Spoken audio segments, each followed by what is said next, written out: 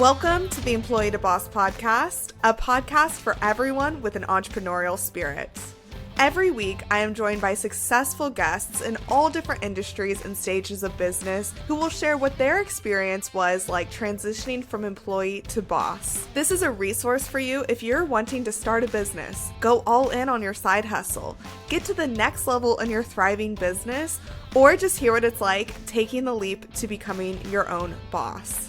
I'm your host, Haley Hayhurst, the owner of Espresso Podcast Production, a full-service podcast production agency specializing in editing, marketing, and strategy. Let's dive into today's topic. Hey, Tim, thank you so much for joining me on the Employee to Boss podcast. I am so excited to be chatting with you today. Thank you for having me. I mean, this looks like a wonderful opportunity, and you look like you have a wonderful production going on with your podcast and everything. Yeah, definitely. So we actually met in Vegas at the Alex and Layla Hermosi acquisition.com event. We were in the same group, and so we got to know each other a little bit. But I'm excited to get deeper into how you started what you do, because I've never had anyone on the podcast in your niche, and I'm sure you hear that a lot. I think what you do is pretty cool and Thank pretty you. niche. So why don't you just start off by telling us who you are and what you do? So, my name is Timothy Abadilla. I like to go by Tim, and I own a chess club here at the Los Angeles area.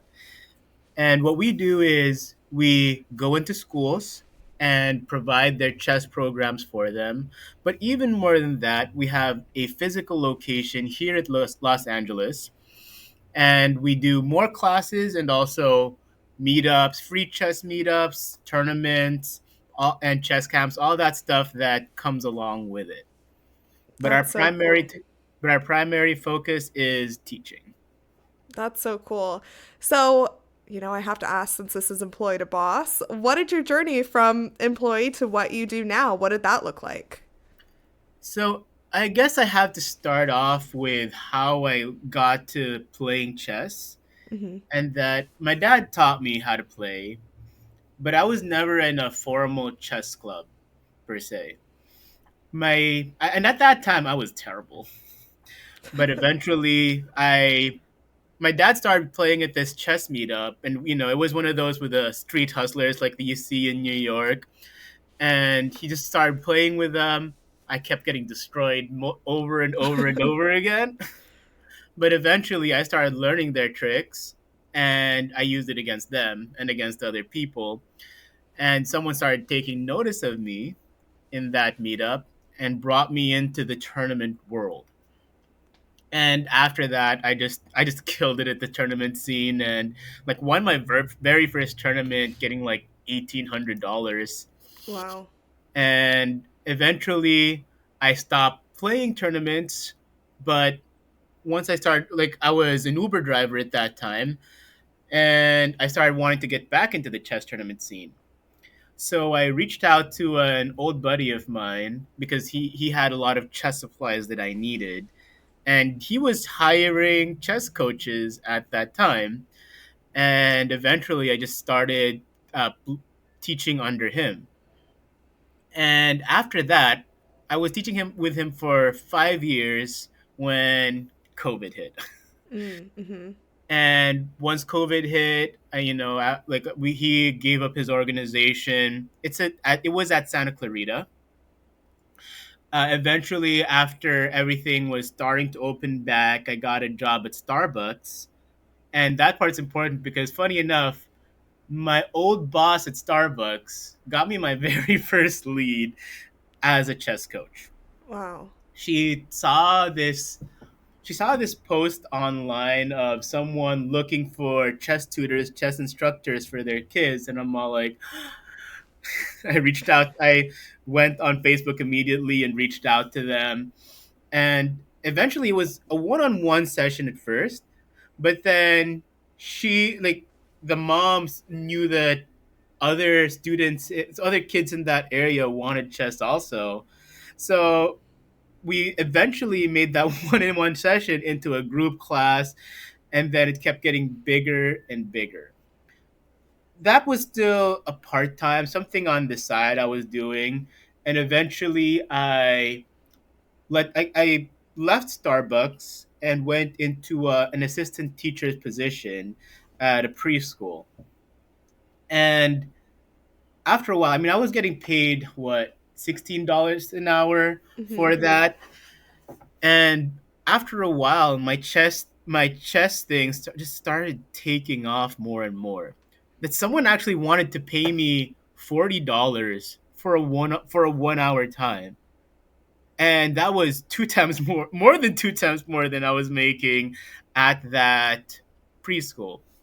So eventually, I asked my boss, the principal, would it be okay if I took more time, like just at least an hour or two, if I could just leave earlier so that I could do more of my chess thing?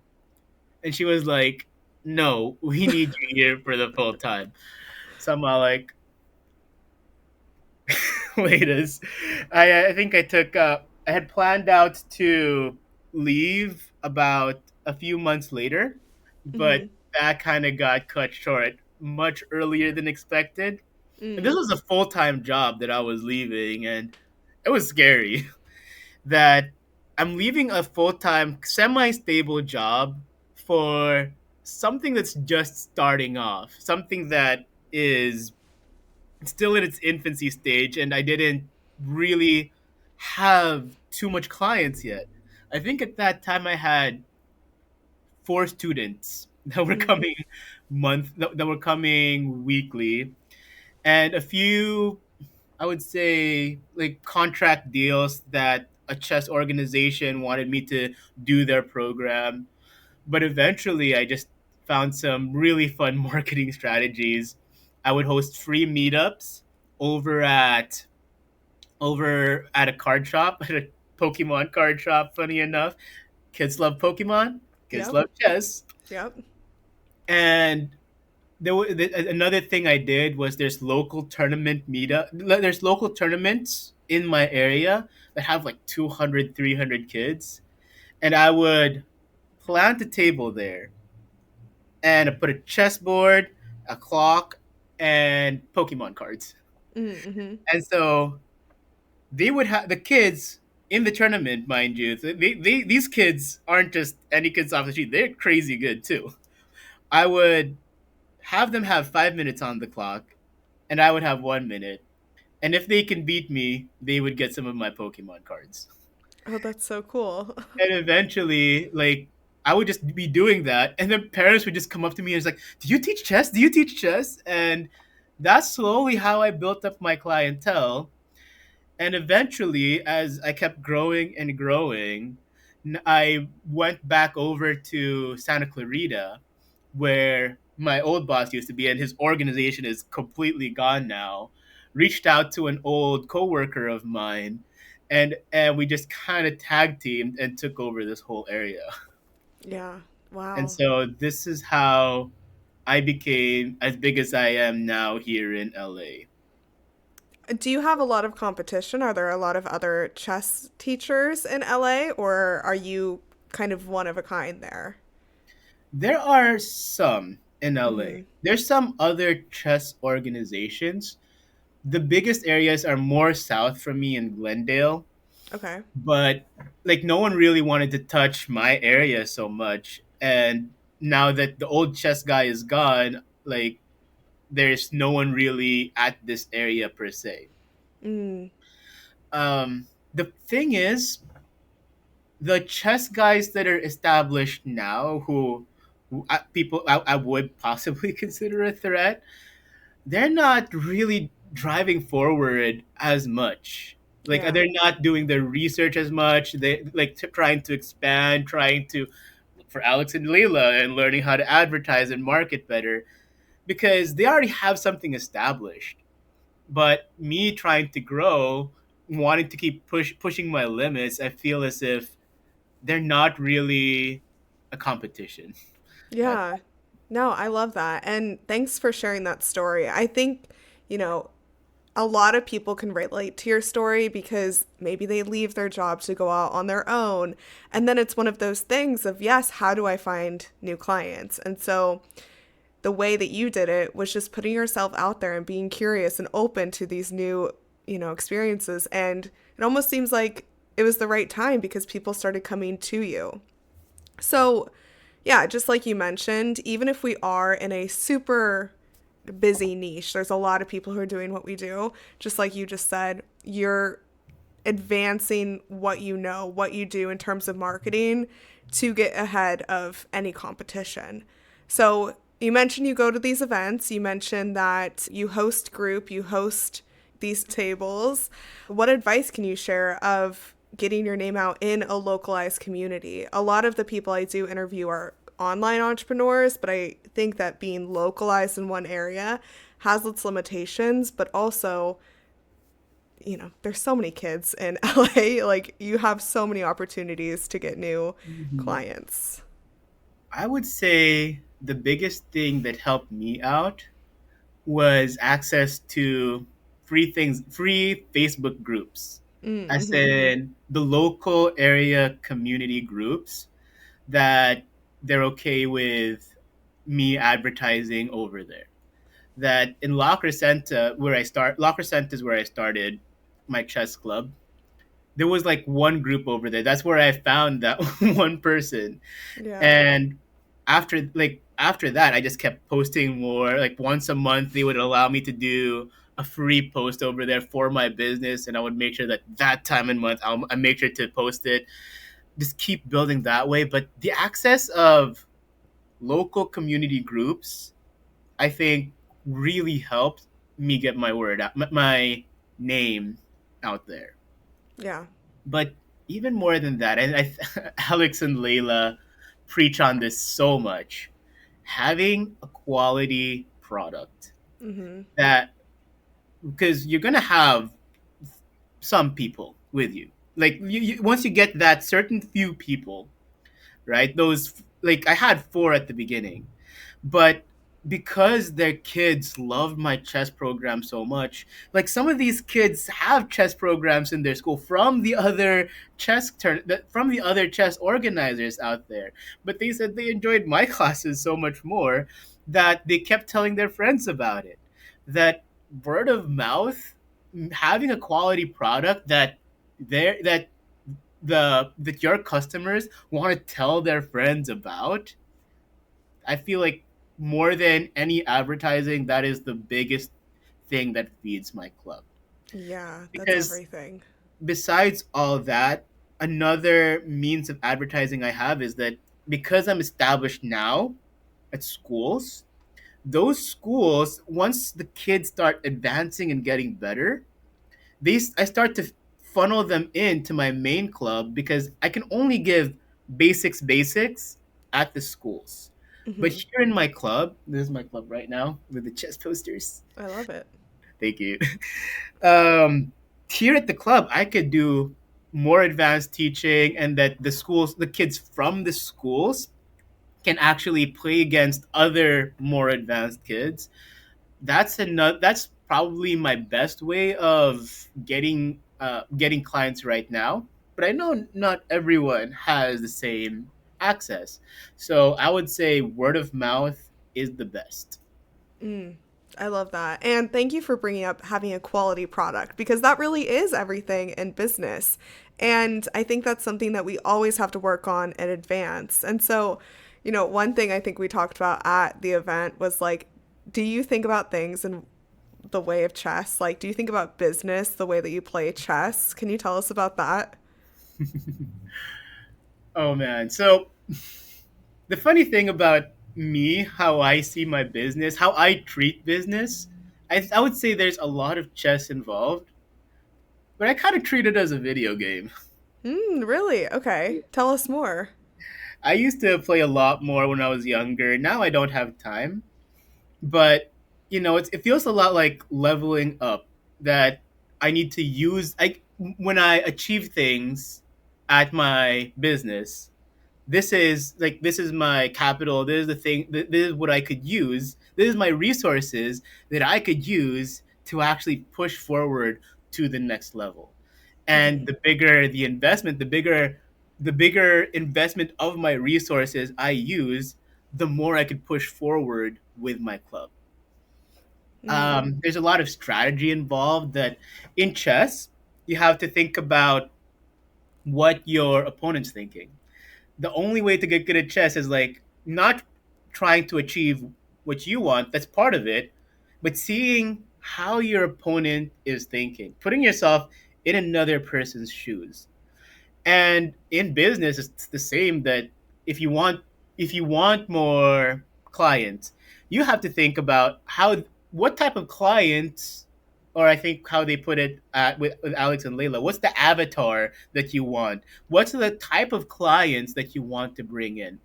Even with employees, how what potential employees would you like to have, what type of jobs would they have at the moment, because my coaches, they're very much part-time, they'd probably have another means of income. What type of people, how do they think, what type of people would I want to recruit on my team.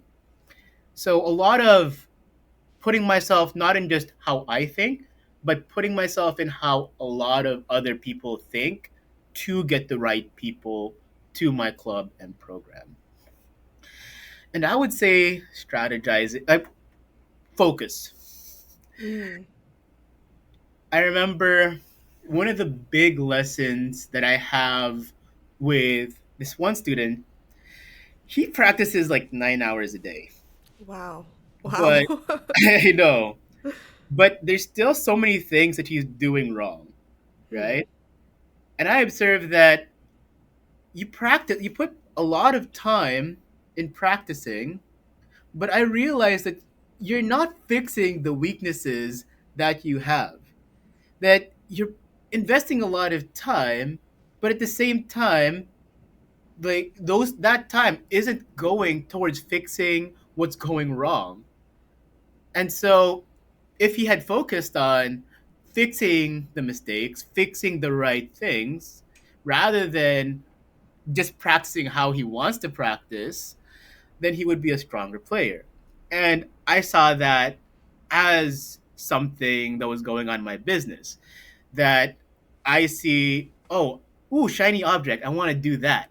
But no, I need to focus on what I have right now and fix the mistakes that are going wrong. That's so interesting. I love how business is just a chess game, right?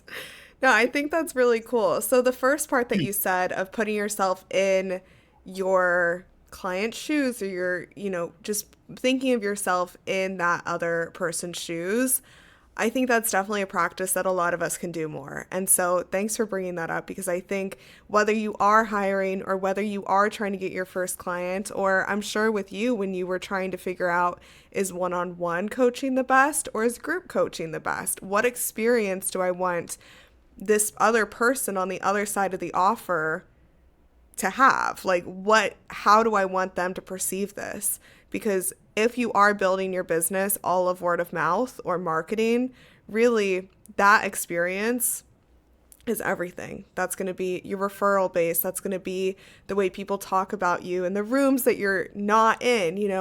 All Mhm. of that is so important to think of when you are owning a business. Spot on. Yeah. And then to that second part of focus, that's so interesting too, because a lot of us business owners, especially when we're new, I'm still guilty of this and I'm not new in business. We focus on the wrong things, right? We focus on maybe not enhancing your customer's experience, but rather you focus on, you know, fixing your website to make it look perfect, even though it's good, right? You focus on these things that don't matter as much. So, when you think about focus in business or focus in growing your business, what are some things you're focusing on this year in 2025?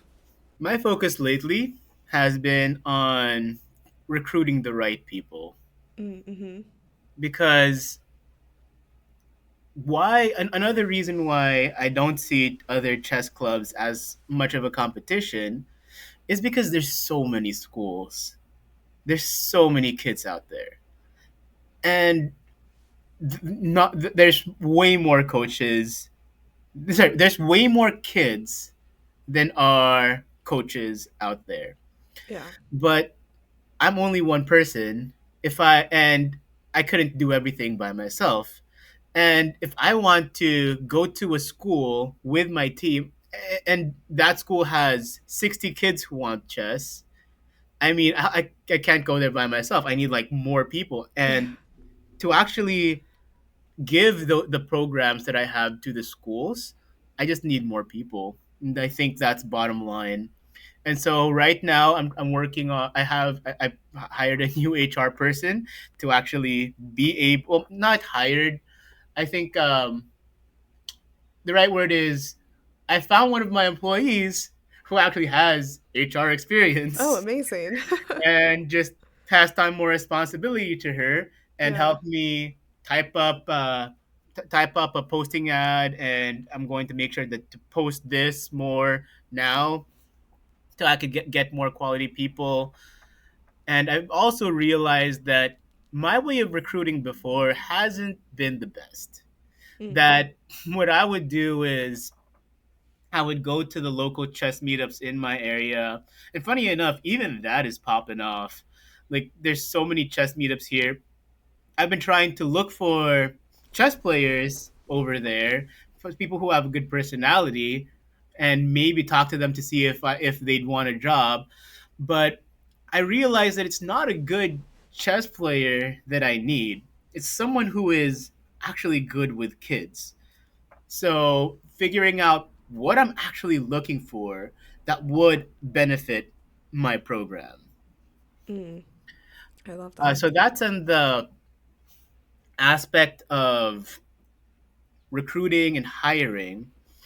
But on the aspect of getting more clients, getting more people, I realized that the funnel is what I need to work on. The funnel of the kids from the schools to bring them to my actual club.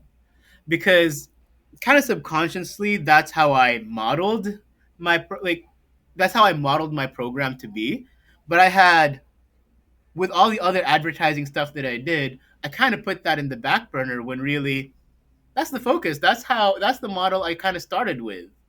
That's the model that I know, but I hadn't been giving that more focus.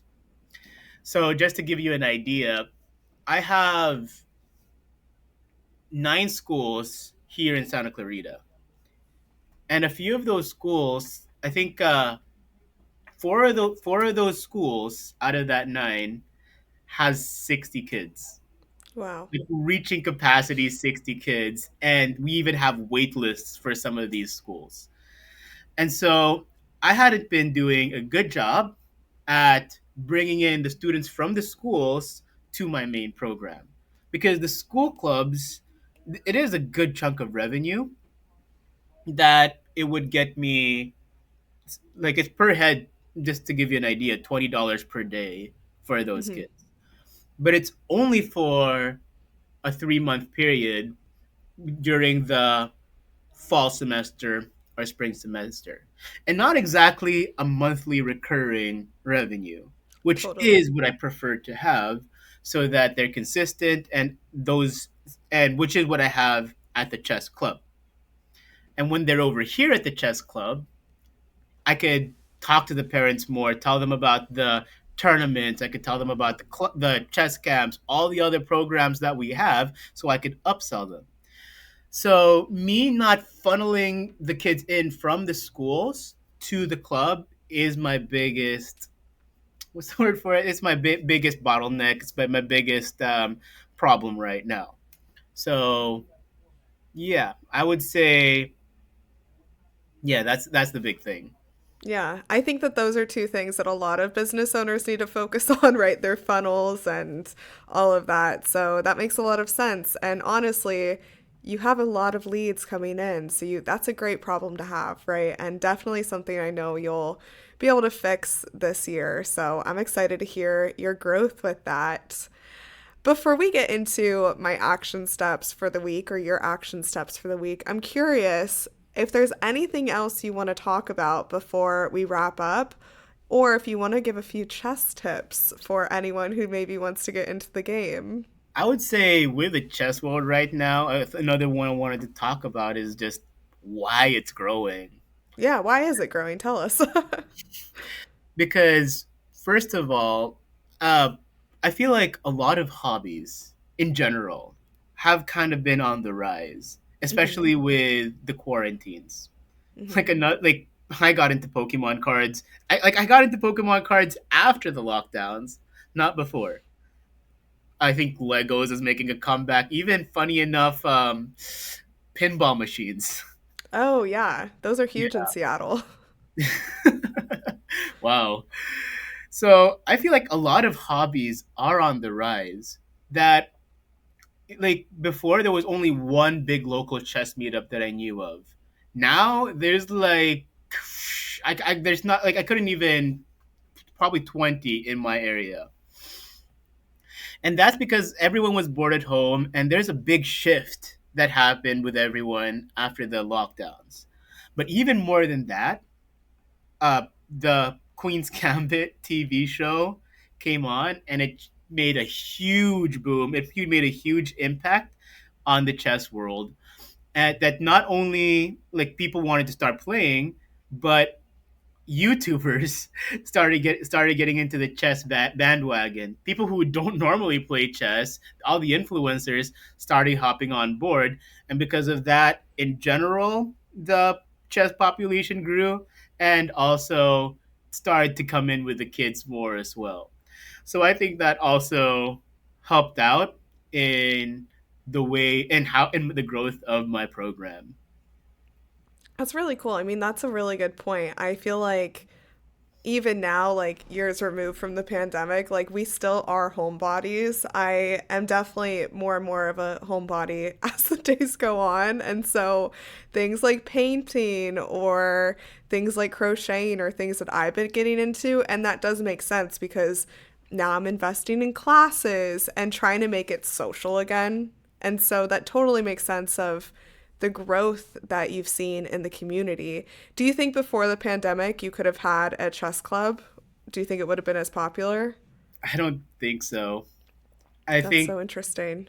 I think yeah, I feel like I do put a lot of hard work. I put in endless hours of hard work in Yeah. right now, but at the same time, I also feel like I got lucky at being at the right place, the right time. Yeah. Because with the established chess clubs that are already out there, I don't think that my club would have had as fast of a boom as it did now because of the quarantines. Yeah. Are you from LA? Is that where you grew up? I was born in the Philippines, but I grew Mhm. up in LA. Yes, Okay. Yeah. So how when did you move to the LA? I moved here when I was 8 years old in 2001. Okay. Yeah, so growing up there probably got you tons of connections just that you didn't even know would be useful later on in your chess club journey, your Yes, business.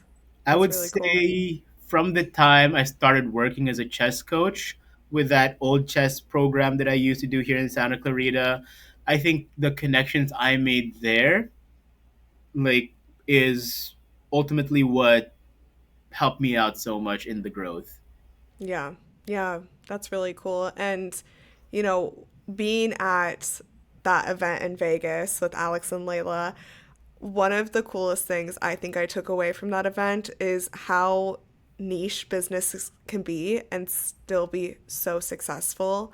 And I think that's also a big takeaway for a lot of the listeners of like being a chess coach, that is niche, but look at how many leads you have and look how many opportunities you have from just the different schools and events and families who want their kids to learn chess, right? I feel like at in the online space, it's we see a lot of like marketing coaches or like business coaches or whatever it may be. But really, I think what do they say? The riches are in the niches or whatever that is. Like, don't be afraid to go niche because just like Tim has so many leads that you can have. I like what how Alex put it. You want to sell unique, expensive air, and I think there was something else, like unique, expensive, sticky Mhm. air that Mhm. sell something that not a lot of people do. Expensive. Yeah, if you know how to market, if you know how to talk your price, that if you know sorry, not market, if you know how to sell, if you Yeah. know how to negotiate your price, then that's expensive, sticky. Do people want to keep coming back for it? The most the thing that builds fortunes isn't selling one expensive thing, but the ability to sell that thing over and over and over and over. If people, that's why I said a quality product, nothing can top that. And air.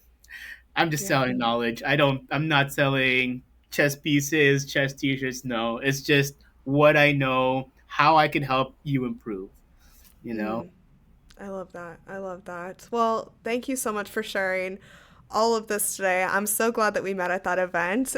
You know, so Every week at the end of the episode, I ask the guests to share 3 action steps for the audience to take based on this conversation. I think a lot of us listen to a ton of podcasts and try to learn nonstop, and then we don't take action on what we've just consumed.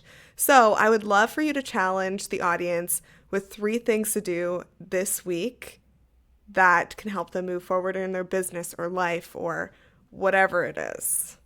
I would say action steps for other entrepreneurs, right? Other Mm-hmm. people who are trying to make it. That it's funny because I think I would put all of these from chess terms. That first of all, whatever you said you would do, go and achieve it. Because Mm. a lot of entrepreneurs, me guilty, say a lot, but don't follow through in that. And so, whatever you said you do, whatever you set out your calendar to do, even if you write it down, that is you saying it to yourself. Whatever you said you would do, go and do it. Don't be afraid to aim high. That whatever your goal is, no, like the higher your goal is, the higher you're gonna reach. You shoot for the stars, you're at least gonna hit the moon. And don't be afraid of big goals. When I started out my program, I didn't think that I could achieve what I did today. But I did that because I shot my goal, and even though I hit this, it was much better than what I was expecting, Right. right? Totally. I love those. So Those are really great. don't be afraid to aim high. But at the Mm, same time, make sure you make action steps. Make sure that you put steps in that are gonna get you there. Let's say, for example, $1 million is what you want. Write it out. How are you gonna make $1 million? Make sure that you have a plan because that's I forget what the lagging or something indicator is, but what like it's the actions that you put in that is going to get you to that desired goal. So don't have the desired goal as what you're looking at, making the action steps that you take to get there. definitely. And third, and this is the biggest thing I preach to my kids in chess, is do not give up. Mm. No matter how bad it looks, no matter how terrible your position looks at the chessboard, there is still hope. That even if you can't win the game anymore, you still have a hope for a draw, and that's still better than losing. Yep. And the only way you lose is if you quit. As long as you haven't given up, you haven't lost yet. But the moment you do, you lose. So never give up. No matter how bad it looks, no matter how terrible this situation is, don't give up. Those are great steps. Thank you so much for sharing those. I think that this episode has been really fun, and I know that the audience is going to love it too because, yeah, like we were talking about, business is kind of just like a game of chess and just it works itself out, and the skills and focus and development that you can always do on yourself, that's really what's going to move you forward. Thank you. No, I really enjoyed this podcast as well. And thank you so much for having me. Of This was really course. fun. Yeah. And so, where can people connect with you? Where's the best place for them to come? And I know you're in LA, but if they are in Mhm. the area or even virtually, where can people connect with you? So you could find my website at masterpiecechessacademy.com. You also could find me at Instagram at masterpiece_chess. That's how you could find me on Instagram. I'm also on Facebook, Timothy Abadilla. Yeah. Perfect. I'll put all of those links in the show notes. But yeah, thank you so much for joining Thank you me. so much for And having I me. can't wait for this episode to go out. Me also. Looking forward to it. Thank you for listening to the Employee to Boss podcast.